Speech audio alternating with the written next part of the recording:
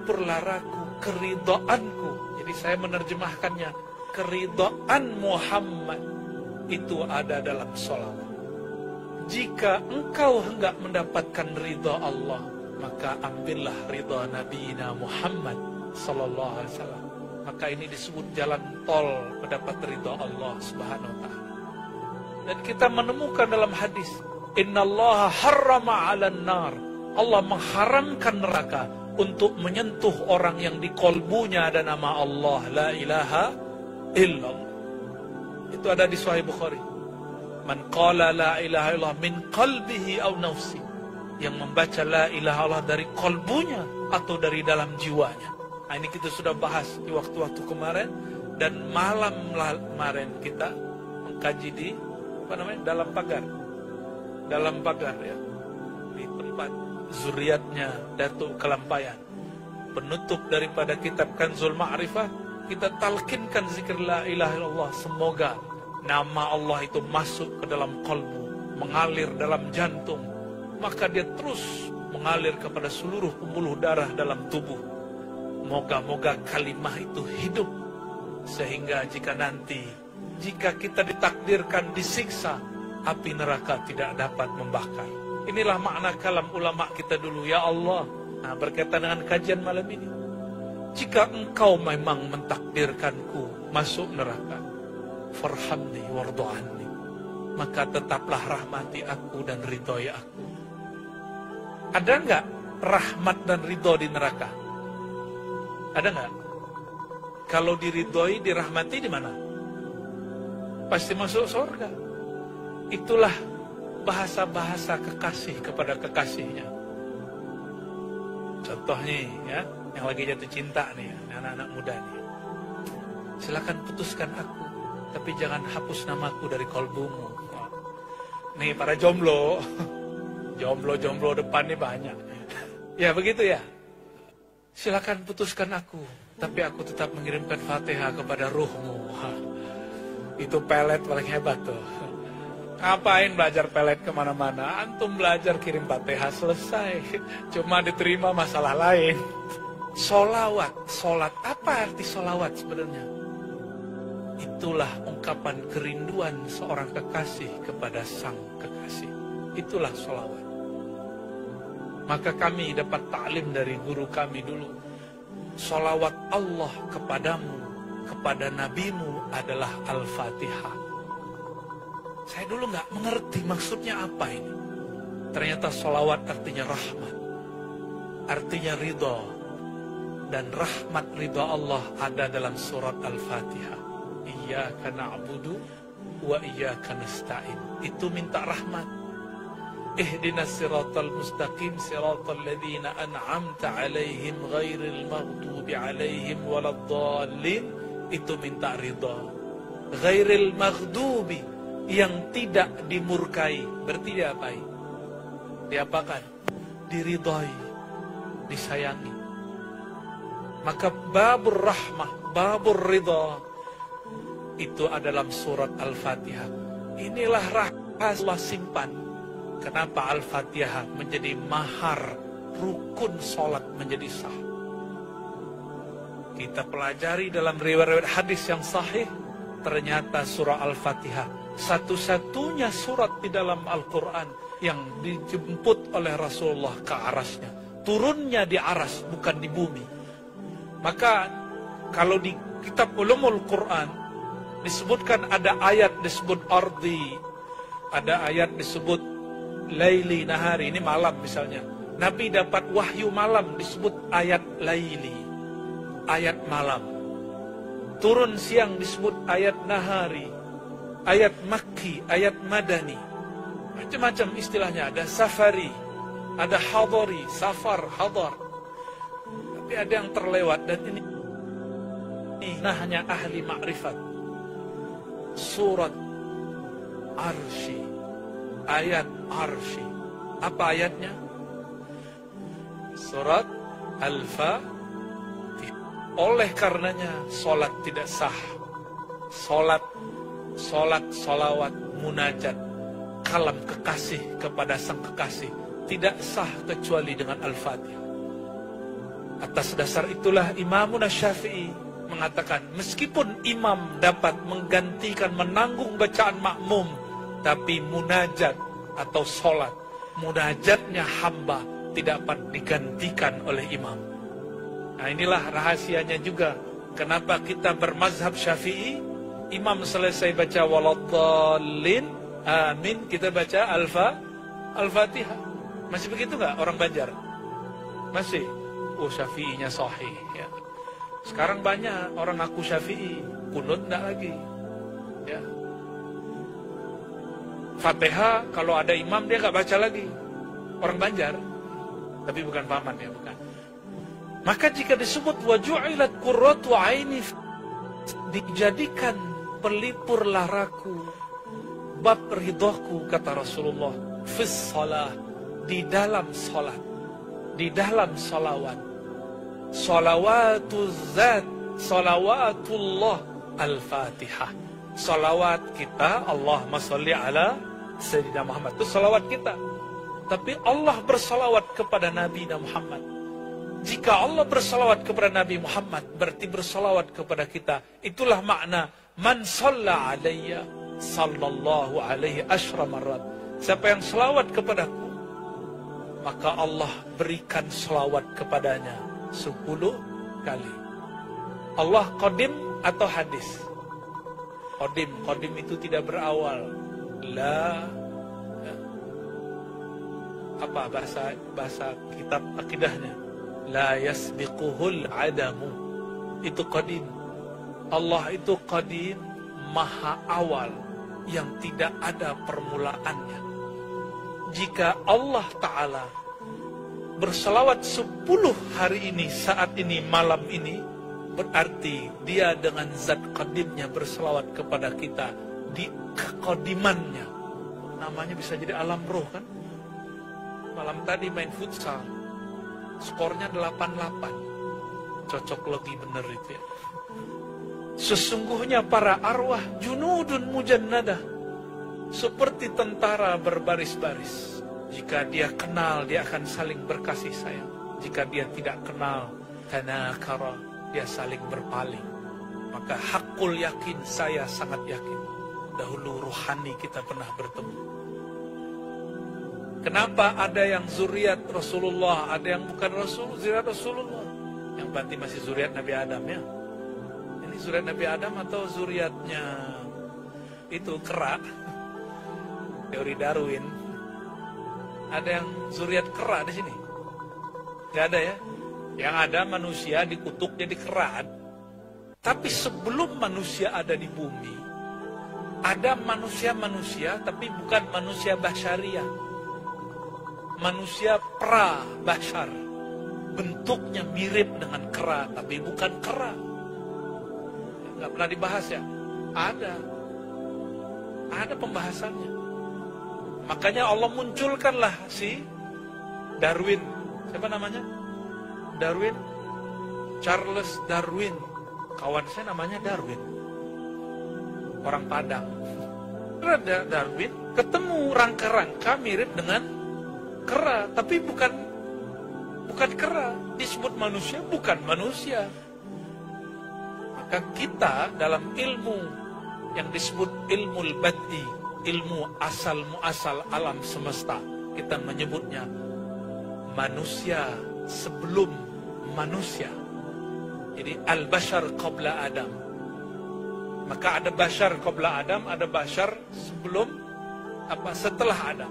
Nah, kita ini manusia generasi terakhir. Maka Nabi mengatakan umur umat itu, hadisnya dhaif tapi ulama kita membolehkan pakai. Ya. Umur umat itu 7.000. Dan Nabi Adam dari dulu sampai sekarang, nah ini mau genap 7.000 ini. Mau genap 7.000 tahun, wallahu a'lam ya. Jadi Nabi Adam tingginya betul 30 meter lah sekarang.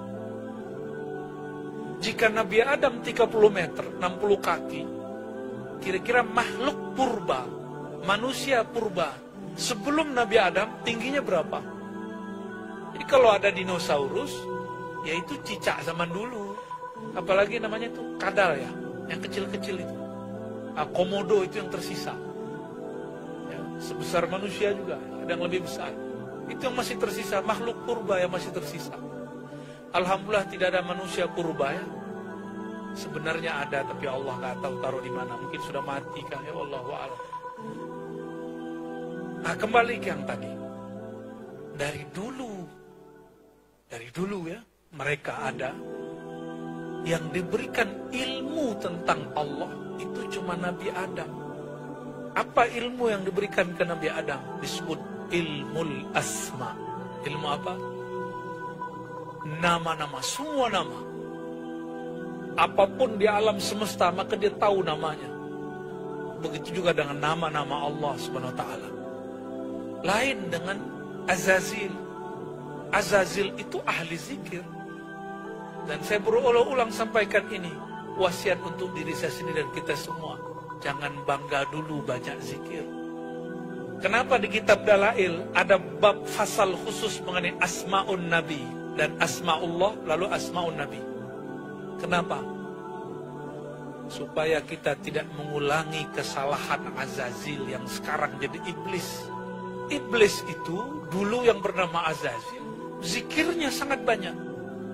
Apapun zikir malaikat dari langit pertama sampai langit ke-7, dia tahu zikirnya.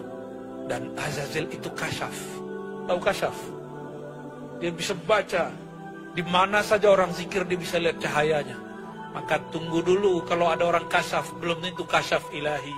Siapa tahu itu kasyaf Azazili, kasyaf iblisi. Jadi orang tahu nih isi hati, belum tentu dia wali Allah. Siapa tahu dia wali Azazil, wali iblis, wali setan. Azazil mengerti apa yang terjadi di bumi sampai ke langit ke-7.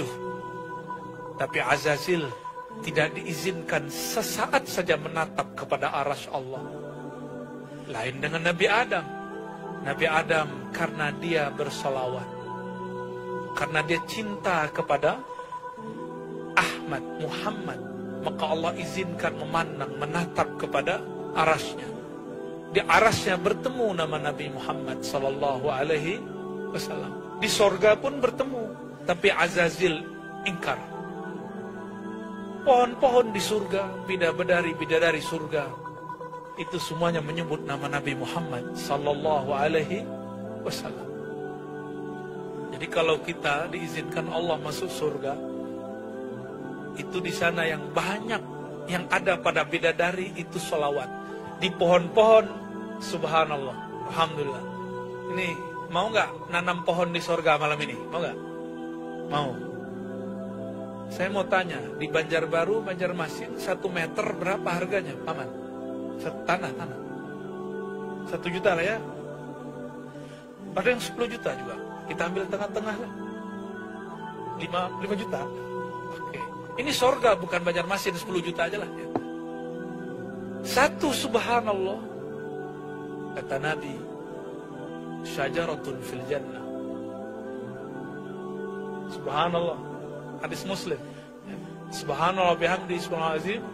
Syajaratun fil jannah. Gharsun fil jannah. Kamu baca subhanallah 1 saja, itu 1 pohon di surga. Pohonnya Bukit Kiram, kecil ini pohonnya ya. Tapi saya tanya-tanya bulan lalu, ada kok pohon besar di hutan yang ada di Banua? Katanya ada ya. Ada berapa belas orang peluk itu tidak dapat memeluknya ya. Nggak tahu di bagian mana itu ya. Kira-kira seperti itulah pohon di surga. 1 pohon di surga, jika ada orang jalan di bawahnya, itu tahunan baru sampai ke ujungnya. Itu 1 subhanallah bihamdi, subhanallahil azim. Itu yang dibaca orang yasinan, tahlilan, cuma sayang karena kurang iman atau kurang pengetahuan. Kata kawan, baca subhanallah bihamdi, subhanallah azim, itu bid'ah. Bid'ah kalau ramai-ramai. Ya ramai-ramai sendiri sama aja. Jika bacanya sendiri, sama dengan orang bercocok tanam sendiri.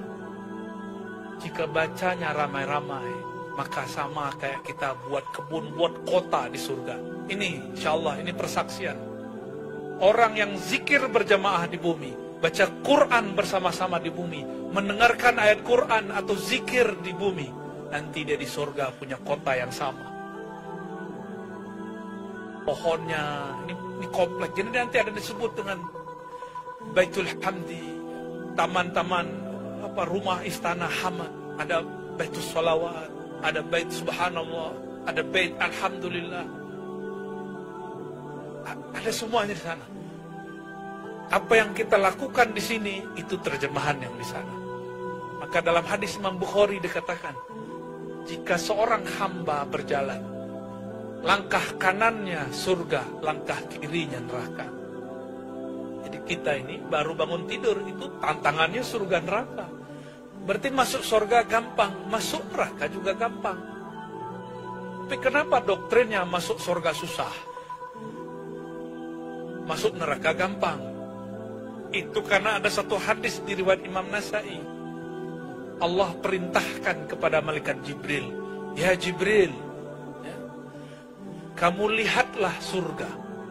Lalu terbanglah malaikat Jibril mengelilingi surga.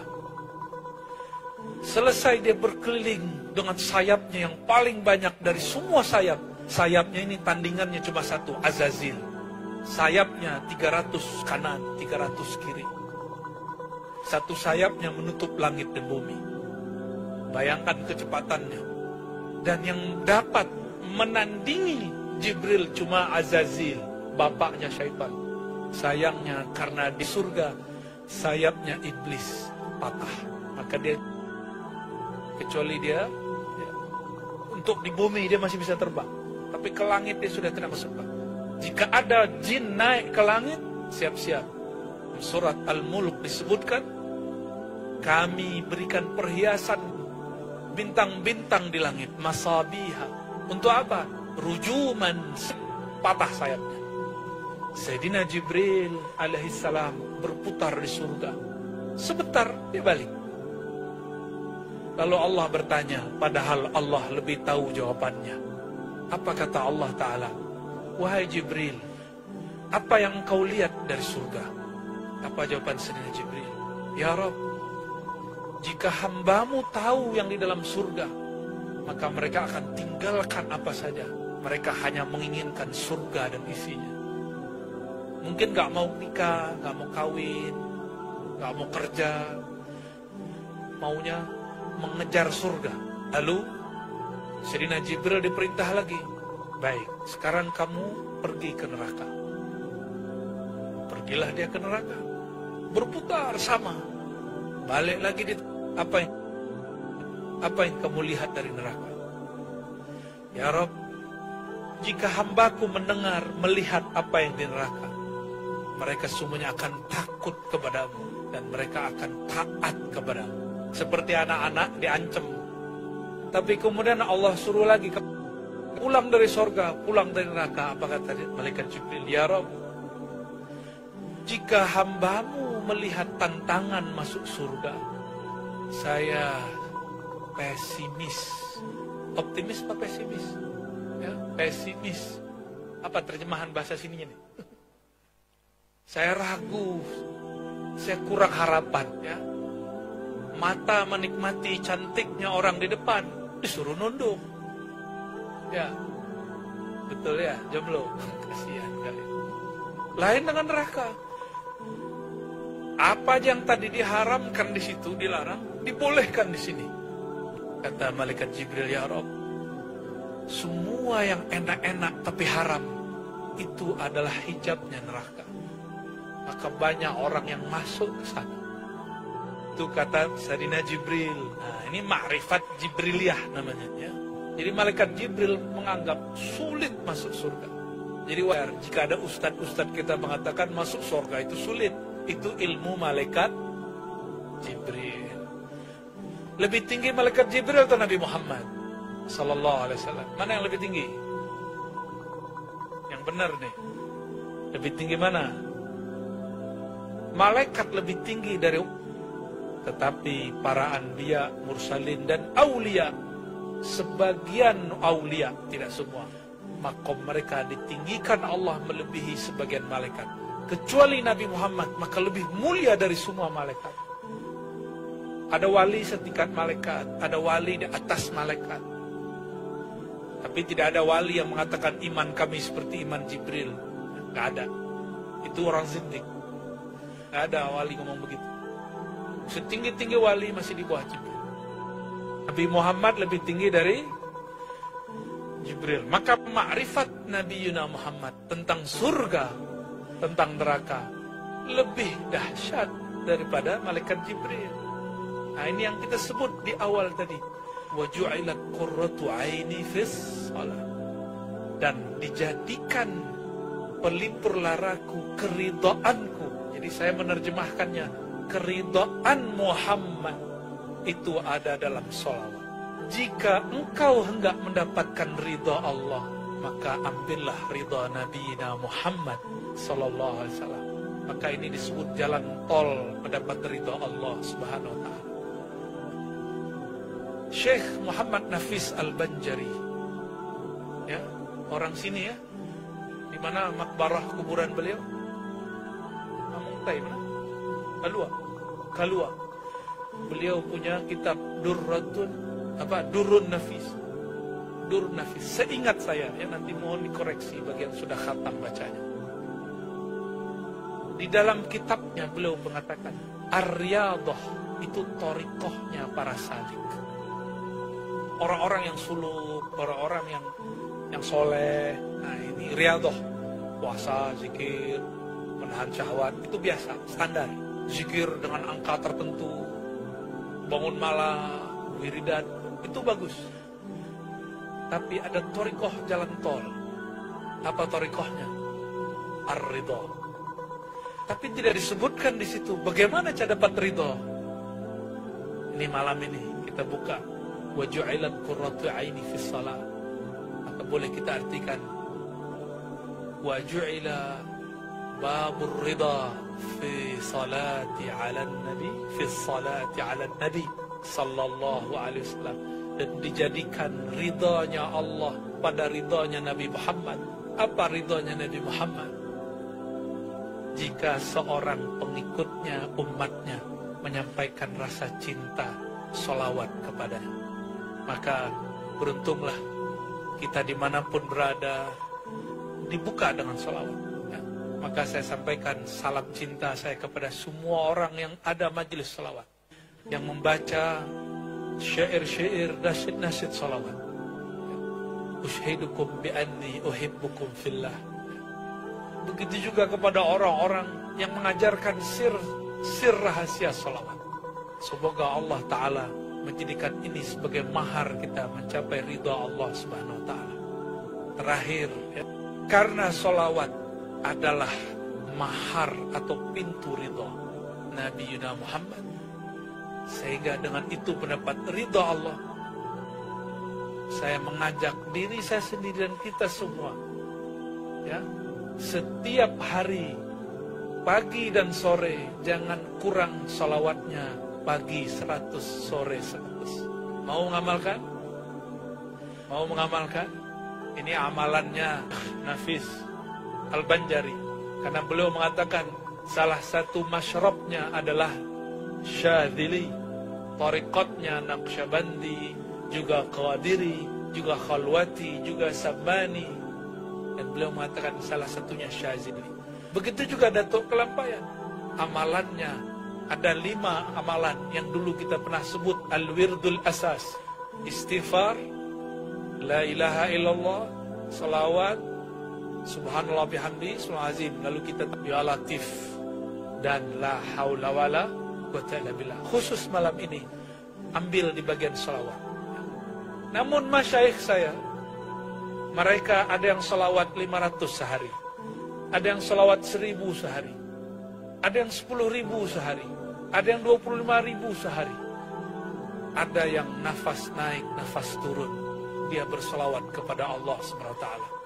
Seorang guru saya baru wafat, namanya Syekh Kiai Haji Ahmad Jayadi Al-Qadiri An-Naqsyabandi Al-Khidri, yang mengajarkan kepada kami, ya, Khidriyah dan Tariqah Naqsyabandiyah dan Qadiriyah, jalur kepada Syekh Ahmad Khatib Sambas, ya, daerah Kalimantan ini juga.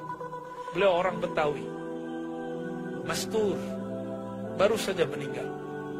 Sering berjumpa Rasulullah SAW baik dalam keadaan jaga ataupun mimpi. ditanya oleh murid-muridnya, wahai Tuan Guru, wahai Kiai, apa amalan engkau sehingga engkau mendapat makom seperti ini? Apa jawaban beliau?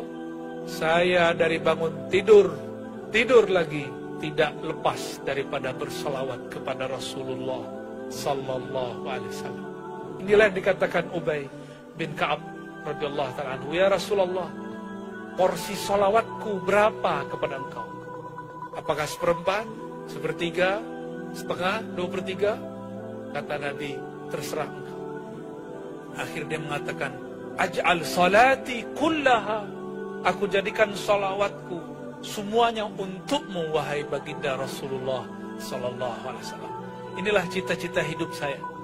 Semoga setiap nafas naik, nafas turun adalah salawat kepada Rasulullah Sallallahu Alaihi Wasallam. Barulah nanti insya Allah ruhnya berpulang kepada Bapak Ruh, baginda Rasulullah Sayyidina Muhammad Abul Arwah Sayyidina Ahmad Ummul Arwah, yang disebut dalam penutup doa tadi Maulid Habsyi, Al-Ab Al-Akbar. Rasulullah itu disebut ayah teragung, ya? Maka tidak bid'ah kalau orang bersolawat, assalatu wassalamu alaika ya abati ya Rasulullah, salam salawat kepada engkau wahai bapak ruhku Rasulullah Sallallahu Alaihi Wasallam. Silakan diamalkan itu, ya. Assalatu wassalamu alaika ya abati ya abaruhi ya Rasulullah, ya. Silakan diamalkan, pagi 100, sore 100. Syukur-syukur malam tahajud baca itu lagi. Insya Allah Allah temukan kita nanti dengan Bapak Ruh Nabi Muhammad Sallallahu Alaihi Wasallam. Mari kita tutup doa.